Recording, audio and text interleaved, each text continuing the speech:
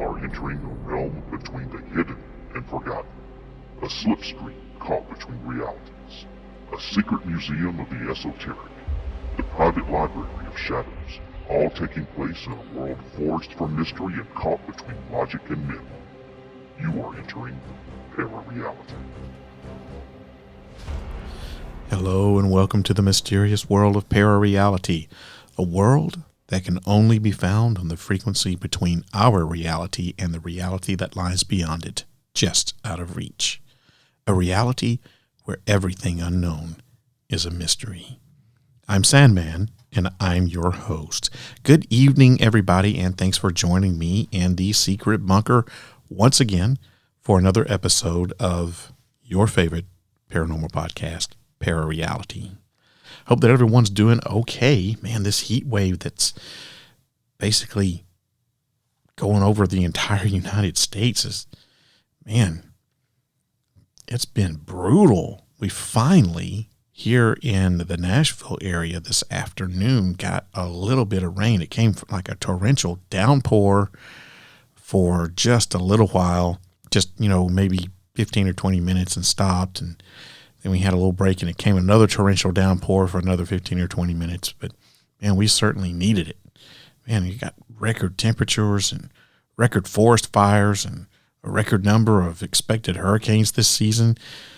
And makes all of us climate change conspiracy theorists seems like we were right all along, doesn't it? But I am not here to talk to you about that. At least, not tonight anyway. No, my dear listeners, what I'm here to talk to you about this evening is something completely different. It's a deep subject, one that I haven't tackled before. It's complicated, it's far-reaching, and it's actually about a connection that I made during my summer series that I just got finished with on triangles of death. One of the things that connects all of these triangles of death together are large bodies of water.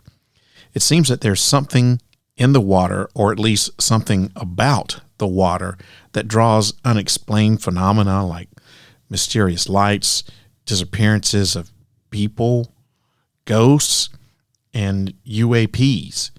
And I know that I'm not the only one who's made this connection, but as you'll find out in a little bit, connecting the dots is a lot more complicated than what you would think.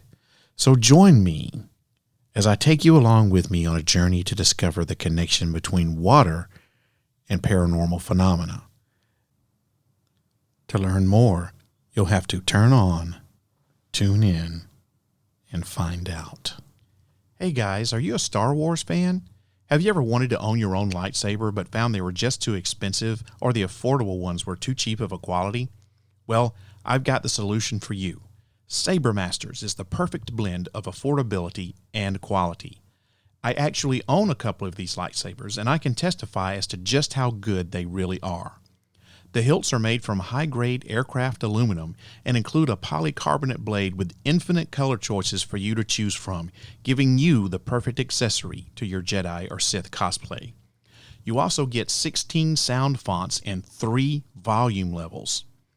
Have the ultimate saber duel with flash on clash, blaster sound, lock-up loop, and many more sound effects. Your lightsaber will come with a free 1-year warranty and 3-day quick shipping. Whether you're a Padawan learner picking up your first saber or a Jedi Master expanding your collection, each Saber Master is a masterful recreation of the real deal. With Saber Masters, you're not only just buying a piece of merchandise, you're claiming a slice of the Star Wars universe for yourself.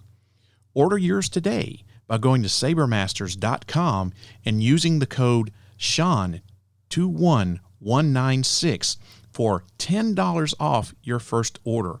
Once again, that's SEAN21196. Sean is spelled S-E-A-N. That's S-E-A-N 21196 for $10 off of your first order.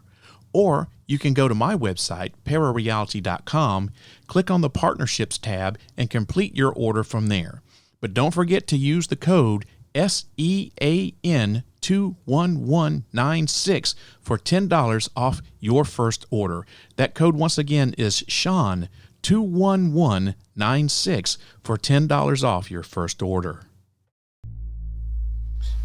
And now it's time for one of my favorite segments of the podcast, fan mail. Except for this time, it's welcome new listeners.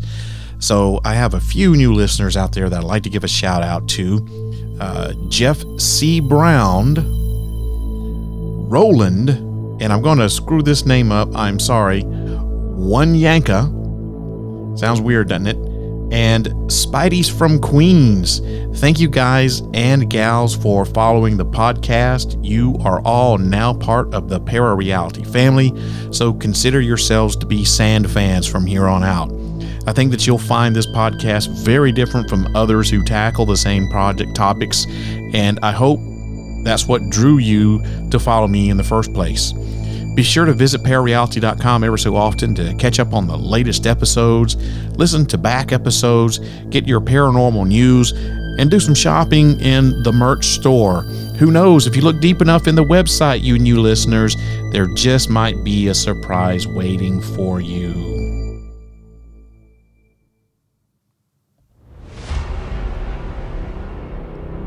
Para-Reality is a proud member of the Evergreen Podcast Network.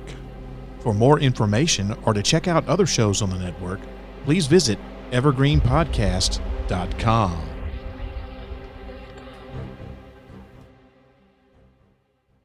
Broadcast from a secret bunker somewhere outside of Nashville, Tennessee.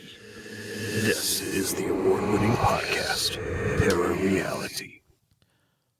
Water acts as a bridge between the physical and spiritual realms, so it makes sense that ghosts might tap into it to make their presence known. This idea proposes that the energy in water helps spirits create a space where they can connect with the living. You often see this theme in paranormal TV shows and movies where water is shown as a hotspot for ghostly happenings. Throughout history, various cultures have thought that those who drown turn into spectral guardians, watching over their waters and keeping evil at bay. In fact, some societies have even performed ritual sacrifices of living beings when building bridges, believing that this act would ensure a constant protector for the structure. The Bermuda Triangle is probably one of the most famous spots when it comes to strange happenings in the water.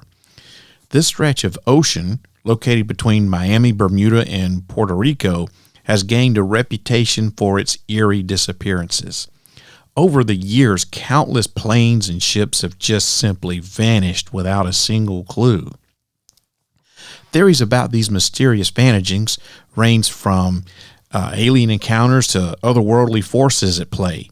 Some people think that geological activities beneath the waves, like massive bubbles of methane or sudden ocean currents, might explain why things go missing in the Bermuda Triangle. Still, the whole area is wrapped in an unsettling vibe of paranormal intrigue and fear due to all the unexplained events that have taken place there. Water's always been linked to a bunch of mysterious happenings, whether it's ghosts and spirits, strange lights and sounds, or even UFOs and aliens.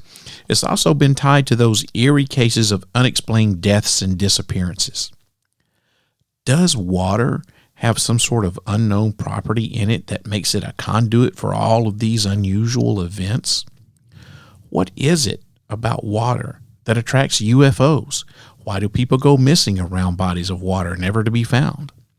Well, that's a few of the things that we're trying to answer tonight.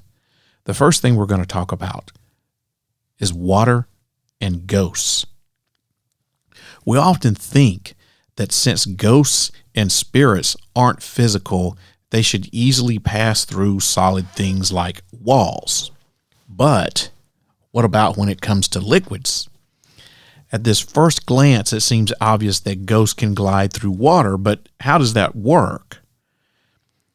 We, as physical beings, can swim through the water, but we don't actually share the same space as the water. We push it aside as we go through it.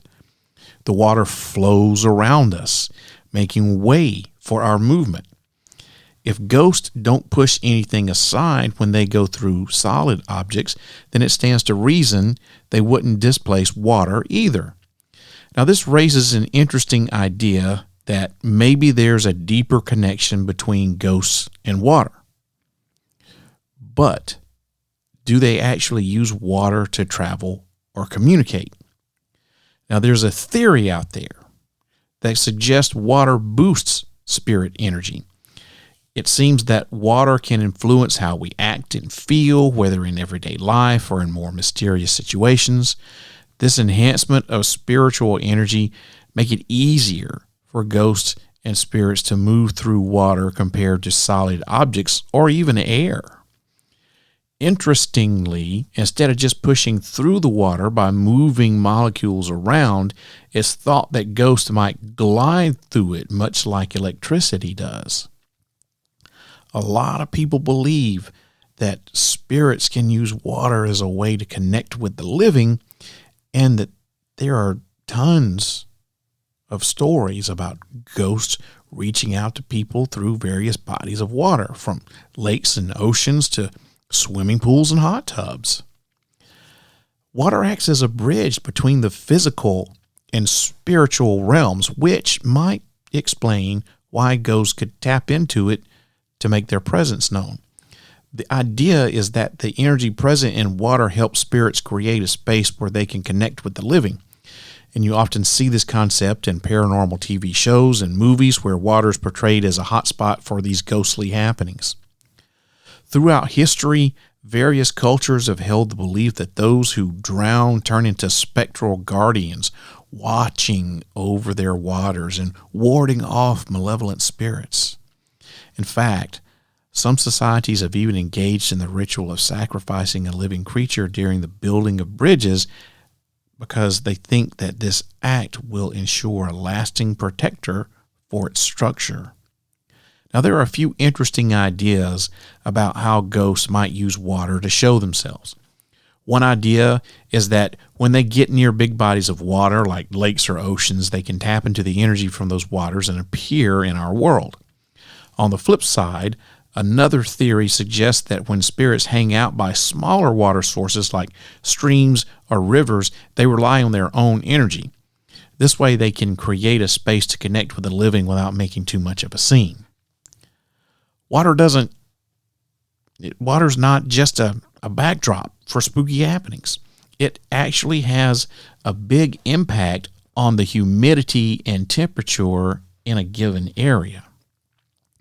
When the air gets more humid or warmer, especially around places like rivers or lakes, you might notice a spike in paranormal events.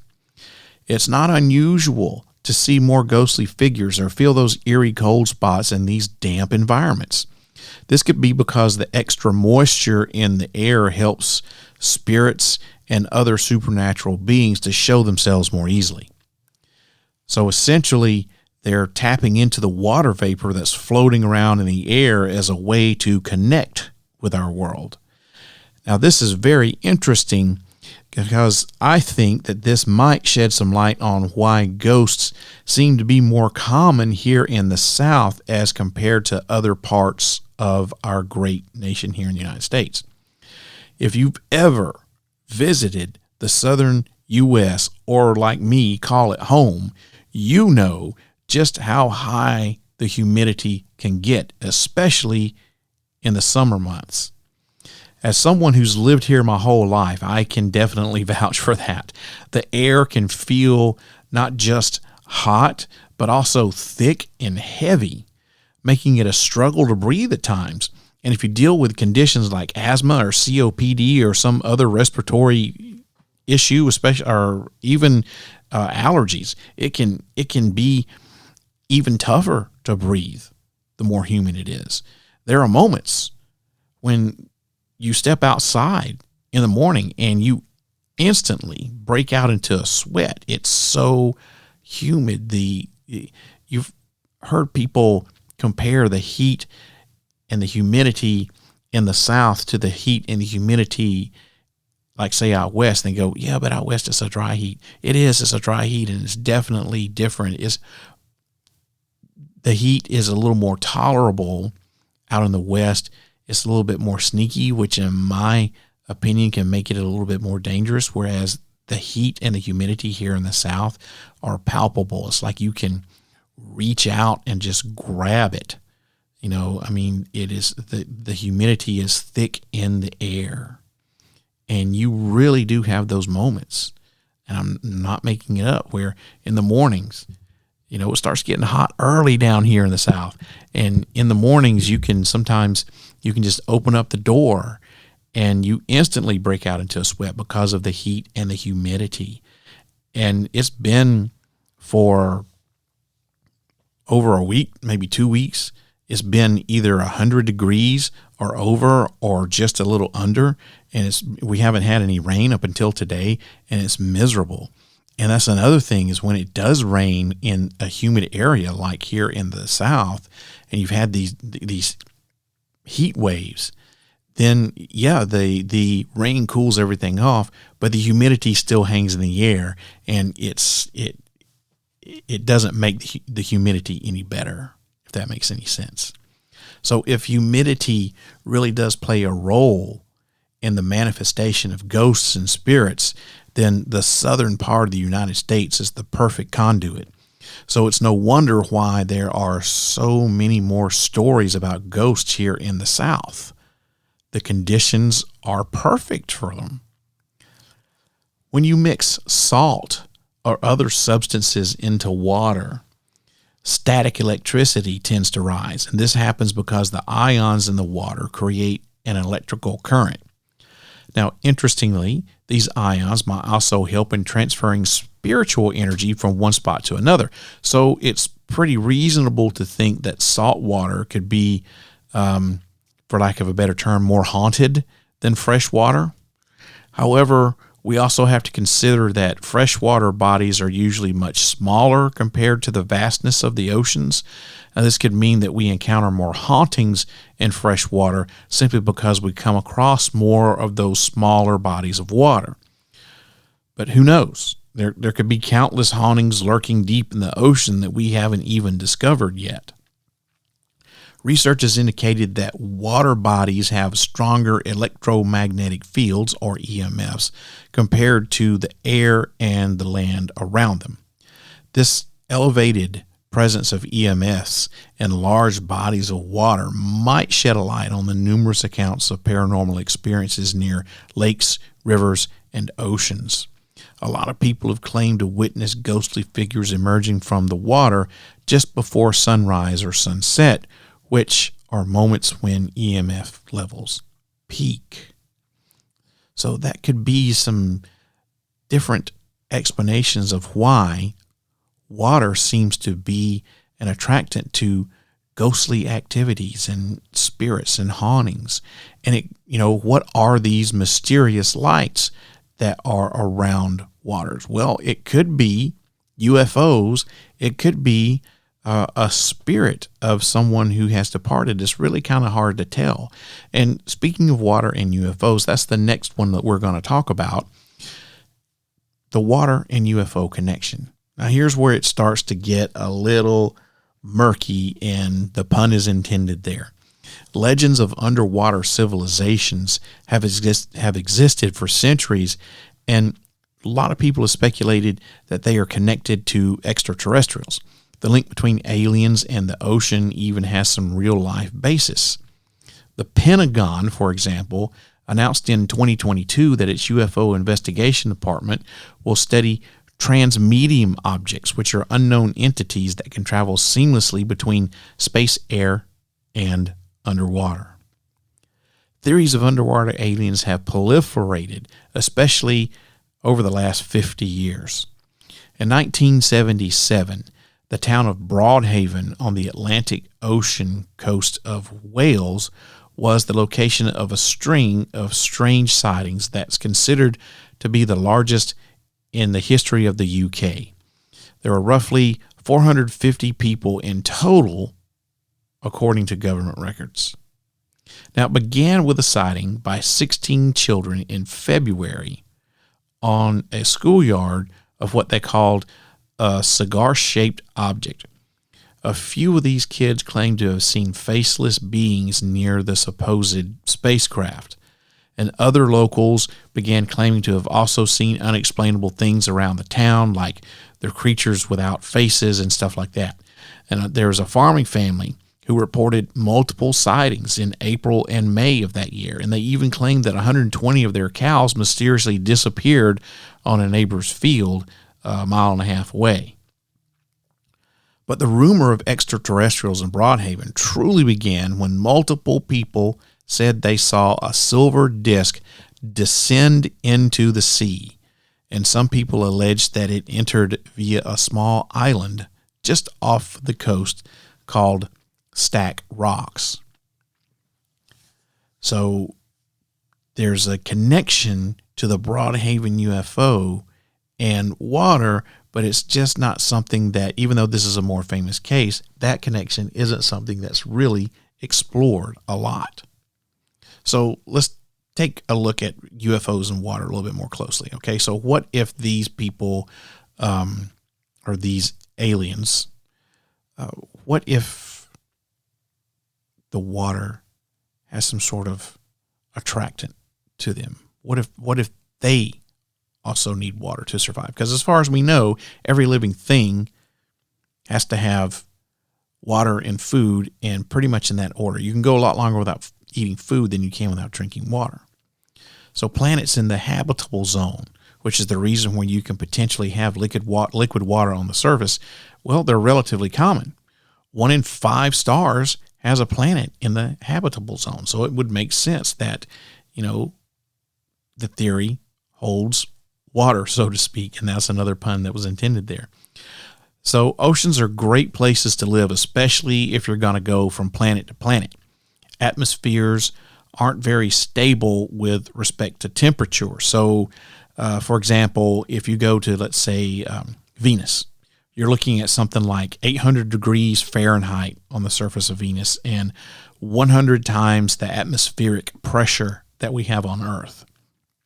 However, if you're going to go to a different planet, let's say you go to Mars, you're looking at something like 100 degrees below zero with 1/100th of the atmospheric pressure on Earth.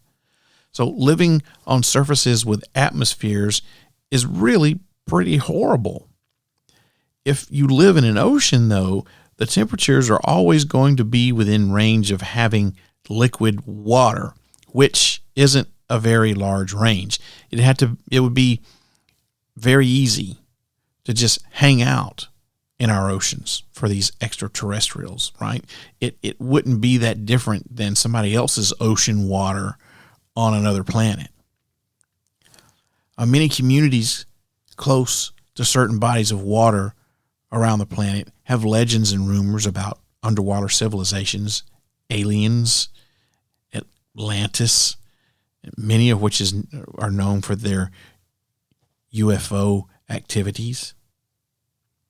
Legends of alien neighbors abound, from Bolivia's famed Lake Titicaca to the Solomon Islands in Oceania, northeast of Australia, where locals constantly speak about odd objects entering and leaving its waters. And this dates back to indigenous lore and continues up to modern times this very day. Residents in the cities surrounding Mexico's Miramar Beach believe that there's an underground base known as Ampoc, and the tip of southern Tamaulipas state is especially known for a series of sightings since the 1960s. Now, stalls along the strip leading to the beach sell alien paraphernalia, coffee mugs, hats, shirts, and stuff like that in this area, along with all the other sorts of stuff. While there's a man that's known as El Marcano, who wanders around in a worn-down gray alien costume trying to make a buck. Members of the UFO Scientific Investigation Association of Tamaulipas or AICO2 for its Spanish acronym, even host a semi-government-approved holiday known as El Dia del Marciano, which is Martian Day, on October the 25th, where they host workshops, they congregate around, and they hold meditation sessions and attempt to contact this underground base known as Ampuac. And less than 3 miles off the Ventura County coastline, or just under 5 miles southwest of Malibu in Los Angeles County, exists an unusual underwater geologic formation about 2,000 feet or so below the ocean's surface. Now, geographically, it's named Sycamore Knoll, and it's enormous. It's close to 3 miles across and more than 2 miles wide. It covers almost 5 square miles, just a little smaller than the area of Culver City. And according to geologists, it's simply an unusual geologic formation. However, there are some people that say Sycamore Knoll is a giant underwater alien base. You see, Sycamore Knoll appears to stand out from the surrounding underwater topography. It's really easy to see how you can imagine it to be a giant artificially constructed, flat-roofed, oval-shaped structure with supporting columns, because that's what it looks like. Jimmy Church of the Fade to Black podcast has this same opinion. All the way back 10 years ago in 2014, he featured a video that was supposed to show that the Sycamore Knoll was not a natural, but rather extraterrestrial structure. He proposed the theory that it could be the biggest center of UFO activity found since Roswell, New Mexico. Now, it should also be noted here that according to the privately operated National UFO Reporting Center, nearby Malibu has a relatively high number of UFO sightings, including a number along the coast and some of unidentified objects emerging and going back into the ocean. So Jimmy Church might be onto something here. The theory surrounding aliens in the ocean intensified after the Pentagon announced in 2022 that they were creating the All-Domain Anomaly Resolution Office, or the AARO, as you have probably heard it, to investigate UFO sightings across all of America's federal agencies. And they mentioned the transmedium objects. The Pentagon also confirmed that a leaked video shot by the U.S. Navy that appeared to show a UFO disappearing into the water was indeed truly authentic. So UFOs, or should I say UAPs, as the term is now, have been associated with water almost since the phenomenon began back in the 1940s. In fact, the correct term for water-associated UFOs is USO, unidentified submerged objects. As a matter of fact, I think I'm going to coin a term right now. Instead of USOs, I'm going to call them UUPs, unidentified underwater phenomena. So you heard it right here first, here on Parareality.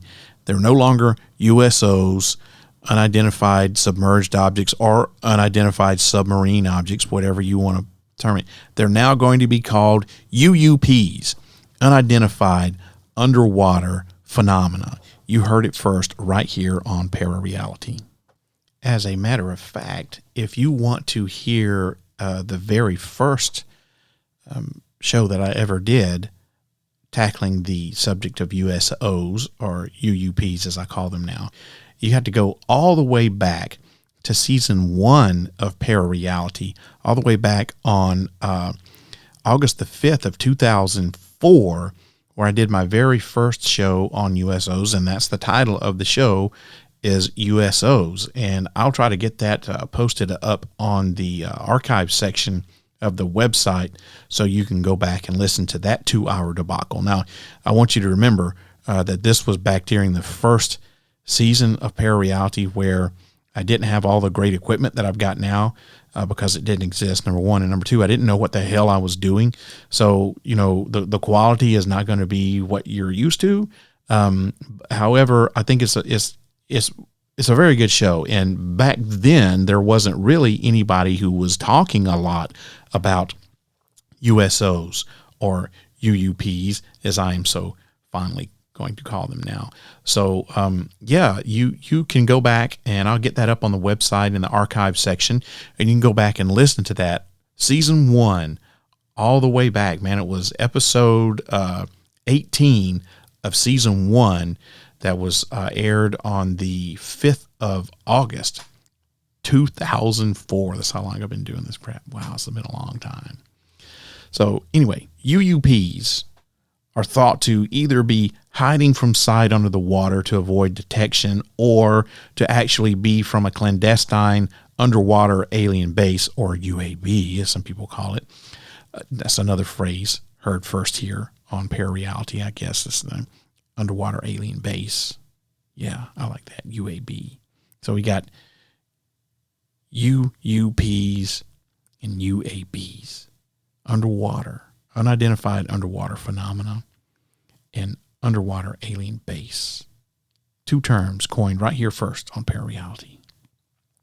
So the purpose of these UABs is to study the Earth and its inhabitants.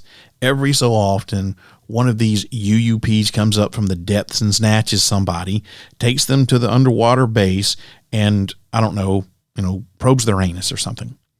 Sometimes these people are brought back, but sometimes they're not. The thought that they are either held prisoner, killed, or taken back to the UUP's home planet is something that, all those things they're all on the table. They're all prevalent,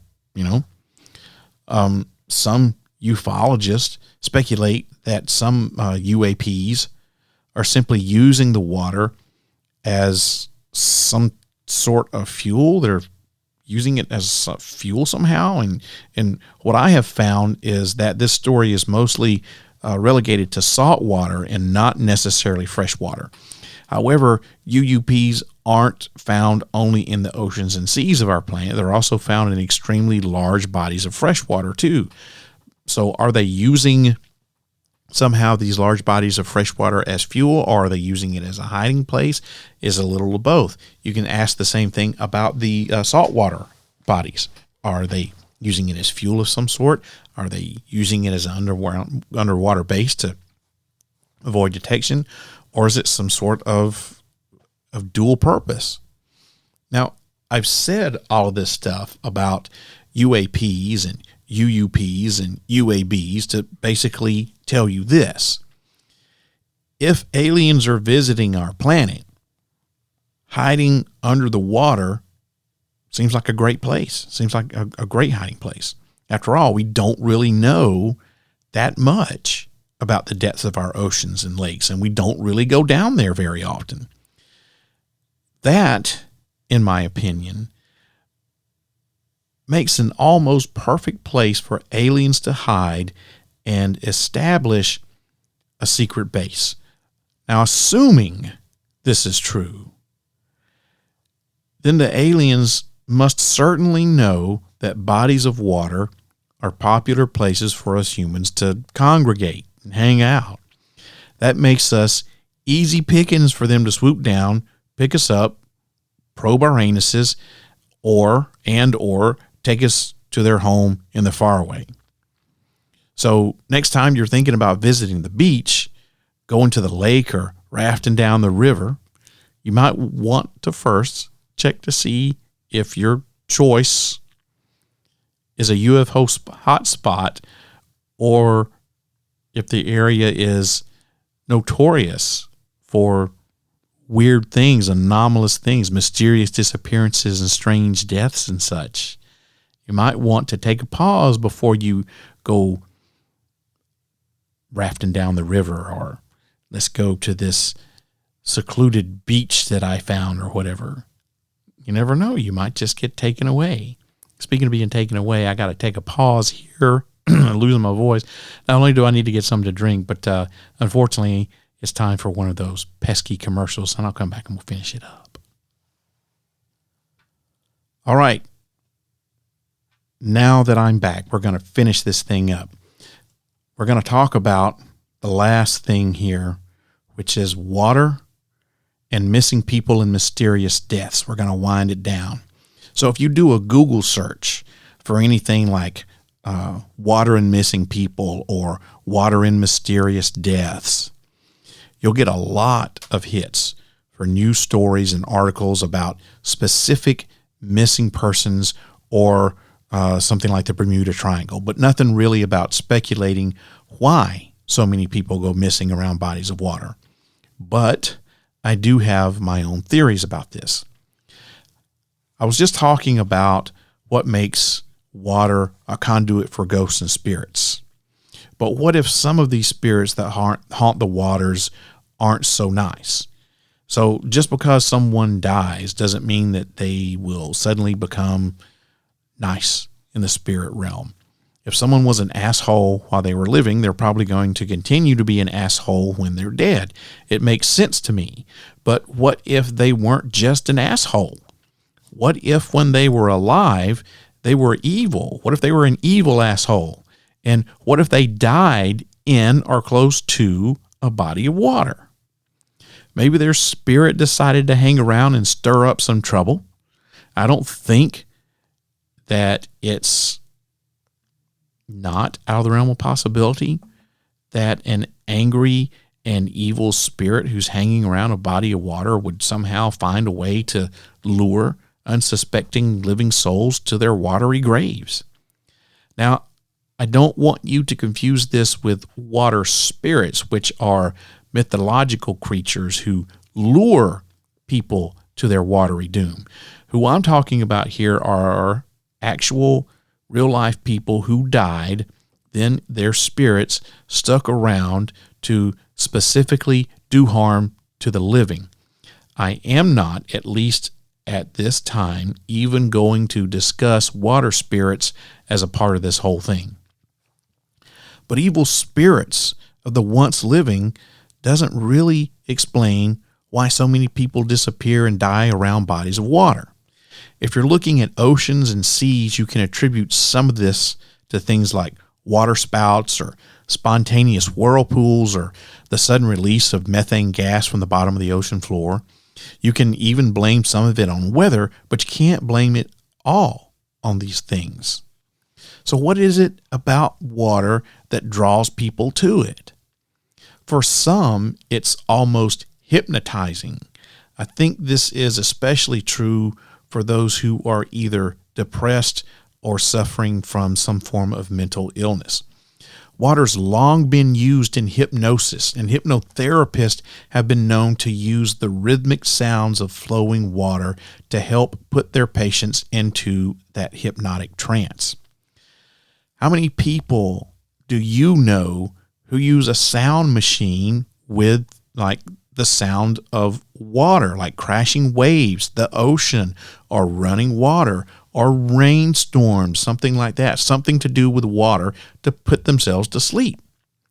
Or maybe that's you. Maybe you're that person. I've done it before, and something about the thunderstorm sounds coming from my Alexa device will help me to go to sleep. Anyone who can focus their attention and who has a good imagination or who can become emotionally aroused will, at many points in time, enter what they call trance.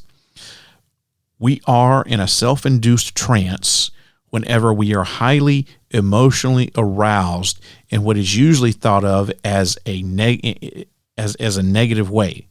Anger, fury, hatred, fear, anxiety, worry, depression, envy, greed, selfishness, all these emotions, all of such emotions like this, cut us off from our thinking brains and give us a locked-in, limited view of reality. So what I'm trying to say here is that one possible explanation for all of these mysterious disappearances and deaths is that the person who disappeared or died was simply hypnotized. So hear me out here, okay? Let me give you a scenario. let's say that a depressed person went for a walk down to the river. And that person is standing on the banks of the river contemplating their life. And they're watching the river slowly roll by. Their mind wanders. They think of how they got to this point in their life as they listen to the rhythmic sounds of the water as it rushes by them. They're contemplating, how did I get into this situation? The water is rushing by them. Their threshold for what's right and wrong, safe and not safe, are lowered because of, number one, their mental state. Number two, this trance that they're slowly going in. The sound of this flowing water is calling to them. And suddenly, without any thought, they jump in, never to be seen again.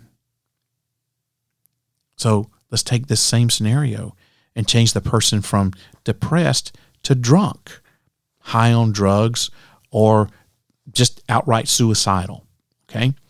And then let's change the location from a river to the ocean or even a huge lake where the sounds of the crashing wave slowly dull the senses and lowers the thresholds of the mind. Same thing.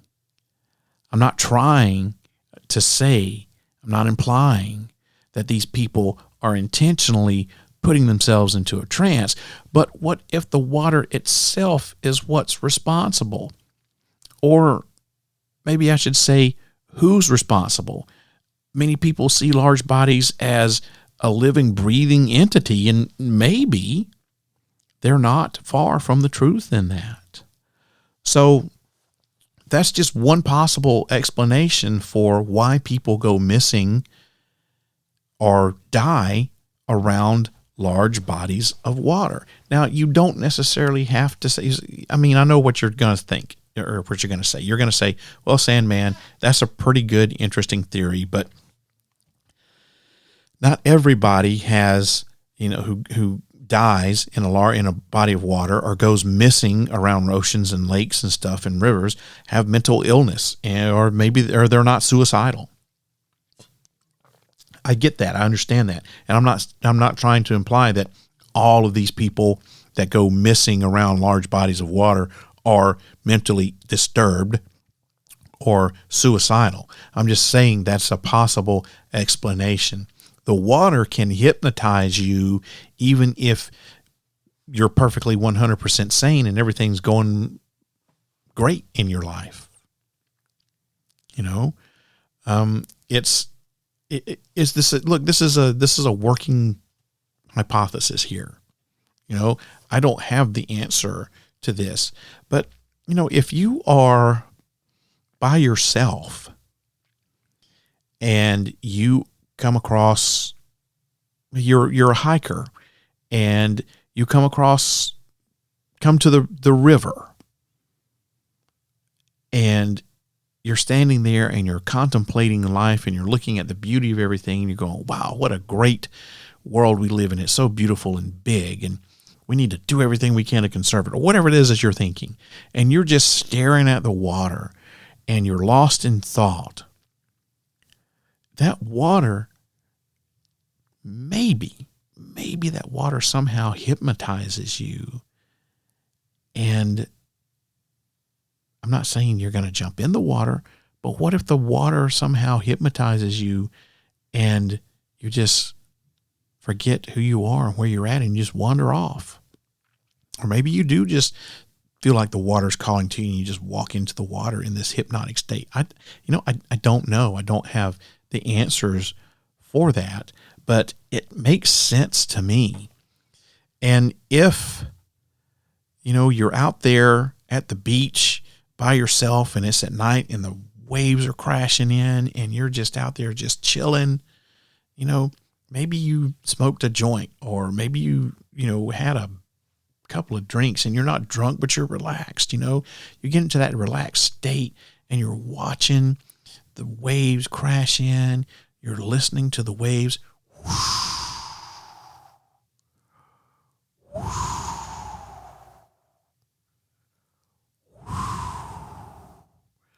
And it's rhythmic.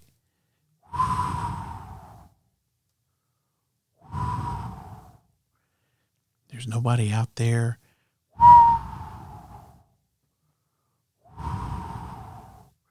It's quiet.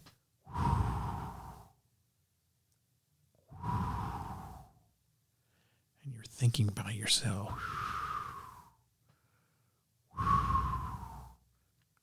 And the next thing you know, you're freaking hypnotized. And something happens, and maybe you wander off, or you just wander into the ocean. Maybe it's calling to you. Maybe the ocean, maybe the water itself is this living, breathing entity that some people believe it is. And maybe when it hypnotizes you, you have the ability, or the ocean or the water has the ability to call you. Come on in. Come to me. It's fine. We all float down here. I don't know. I'm not saying the water is evil. I don't think that. It's a hypothesis here. I don't know. Maybe bodies of water are some sort of living, breathing entity. Maybe the sound of water, maybe some people are just more susceptible to being hypnotized by this rhythmic sound of flowing water or crashing waves. I don't know. So in conclusion here, I don't think that we've really gotten to the bottom of this water strange phenomena connection. It's really hard to connect the dots. Well, you can connect the dots because it's obvious that there are plenty of unexplained phenomena happening around bodies of water, both large and smaller. It's just that you can't make any sense out of it once you get the dots connected. You can plot out this stuff on a map and clearly see all the weird stuff that happens around the water. It's a lot. But when you try to get to the bottom of it, you're stuck. When you try to pin down what's causing it, you can't. There's just too many variables. If you look at these areas, you'll notice that besides them all containing water, the commonality is that they all have so much weird stuff happening in them. It's not just the disappearances, right? There's UAP sightings. There's UUP sightings. There's, of course, these unexplained disappearances of people, but there's also unexplained disappearances of things like boats, ships, airplanes, etc. There's strange light phenomena in some of these places. There's stories of missing time, and there's even stories of water-based cryptids, which I didn't even get into in this podcast. There's so much going on in these places that it's damn near impossible to narrow it down to just one thing. And some of these places have, like, you take a pick, it's got one or a mixture of all of them going on there. So you just can't narrow it down to like it's just one thing that is the cause. I say you can connect the dots, but then you can't make sense of it once they're all connected. And what I've suggested here are just a few of the possible explanations. It could be one of them, it could be all of them, or any combination of them. Hell, it could be none of them. I don't know. What's going on in these places could be something entirely different from what I've suggested here. Regardless, it all comes down to one thing: the water. Large bodies of water definitely have something mysterious associated with them. Something about them makes them a draw for the paranormal and other unusual phenomena. Does that make bodies of water evil? As I said, absolutely not. Is water something that is a living, breathing entity? Possibly, but even if it is, it doesn't mean that the water is causing all of these mysterious things to happen.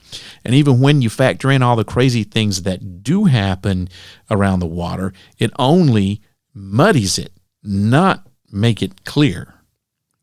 Now, if you do a Google search for water and mysterious phenomenon, or water and unexplained disappearances, or water and UFOs or UAPs, you'll more than likely come up with a bunch of news articles and books about said research, about said search criteria.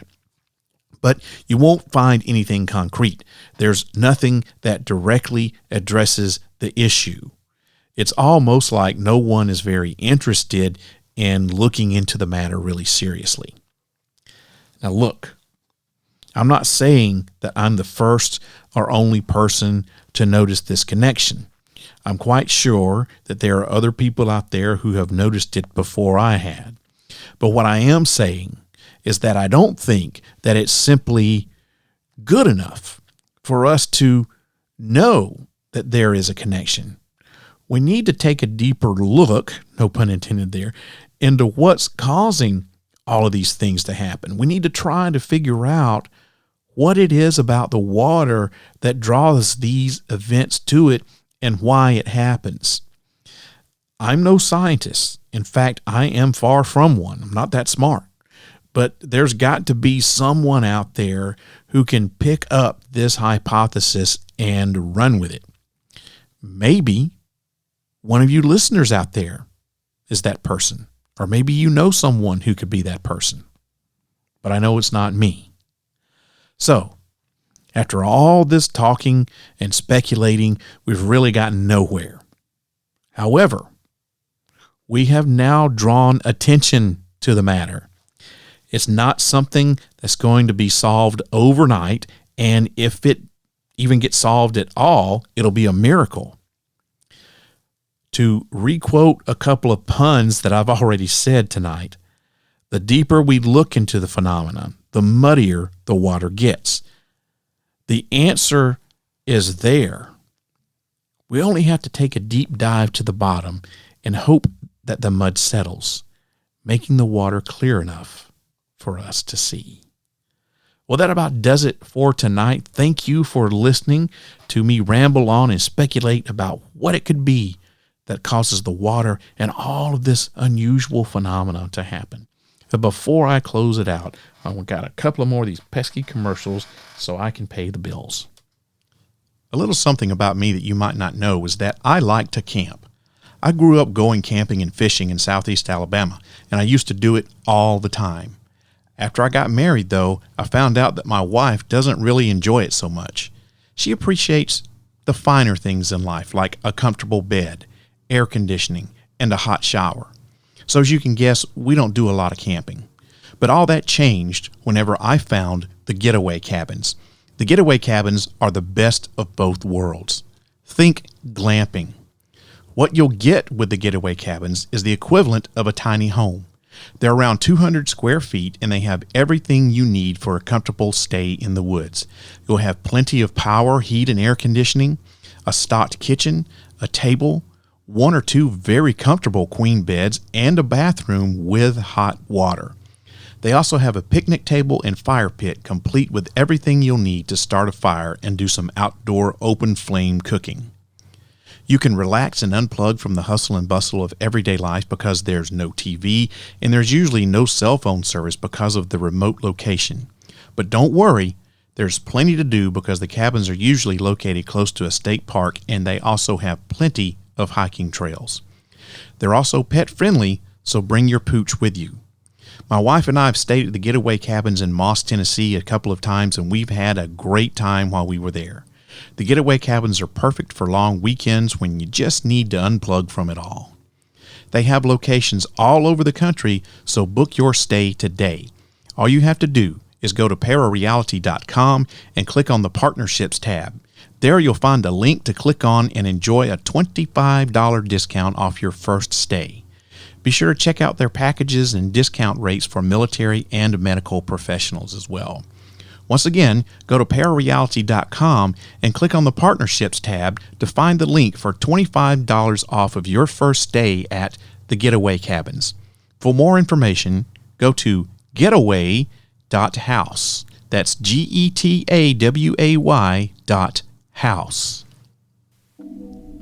If you'd like to leave a comment about tonight's episode of Parareality, have an idea for a topic you'd like me to cover, or a story you'd like to tell, send me an email, sandman@parareality.com, or call the Secret Bunker at 615-692-1170 and leave me a message.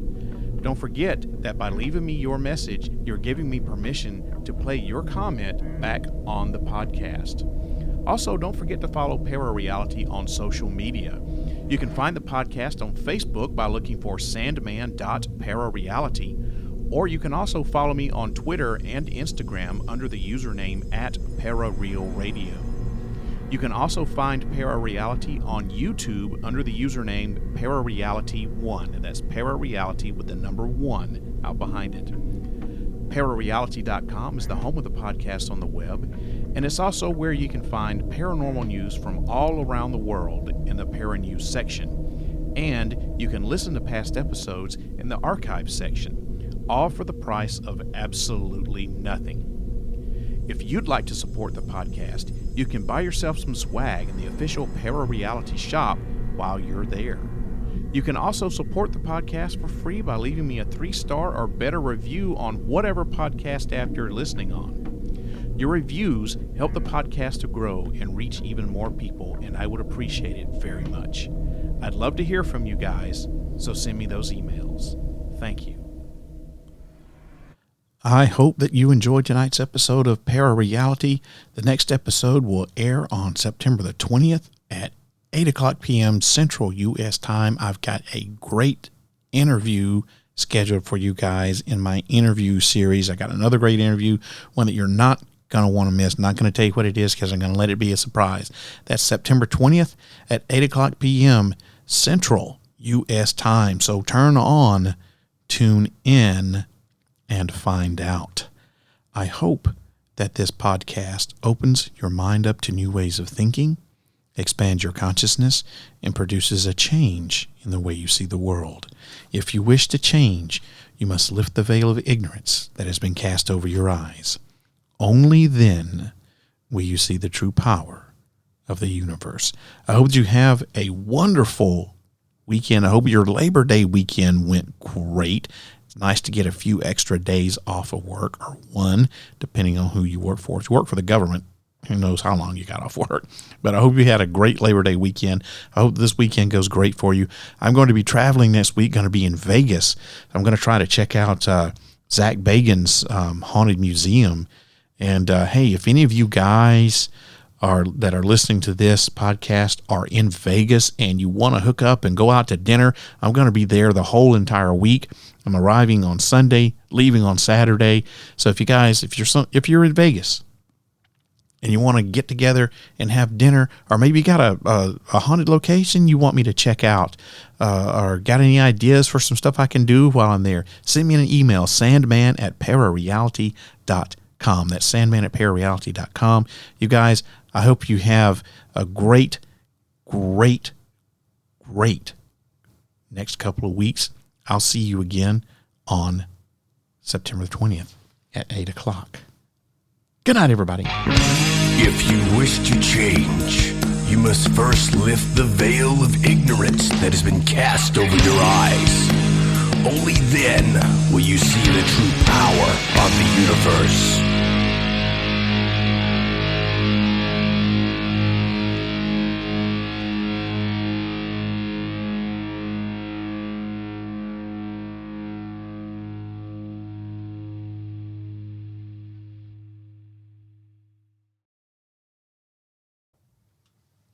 Hey, it's not over.